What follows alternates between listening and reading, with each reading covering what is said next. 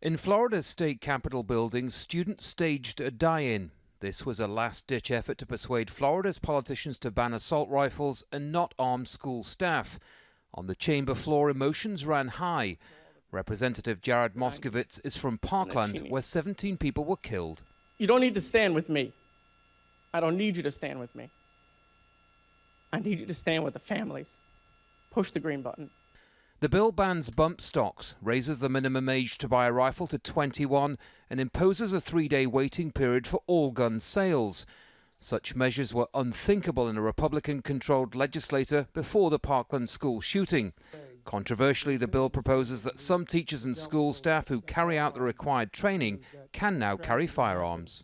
The concept is for those schools and those communities that opt to do this, as they have in Texas and as they have in Polk County and other places around the country, to have people who are expert in being able to defend and having lots and lots of training in order to do so.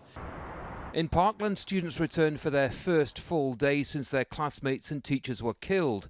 The alleged shooter, Nicholas Cruz, was formally charged with 17 murders, but for many the proposals don't go far enough. We wait to see what happens in the Senate. ANGIE GALLO is the legislative chair for Florida's Parents Teachers Association and says the bill potentially puts children's lives at risk. We lost, 17 in Parkland, 17 people we should never have lost. We lost 49 in Pulse that we shouldn't have lost, and we didn't act after that. We've had that mass shooting in Las Vegas. We've seen too much carnage, and I think we'll continue to see it unless we come up with some common sense gun laws. The bill also provides almost $400 million in funding for increased security in schools, mental health counseling, and child welfare investigations. The bill will now go to Florida's Governor Rick Scott. If he signs it, the proposals will become law within 15 days. For the survivors of the Parkland school shooting, there's a grudging acceptance that this is a step in the right direction. But ultimately, they're disappointed that assault rifles weren't banned and that some teachers will be armed. Andy Gallacher, Al Jazeera, Tallahassee, Florida.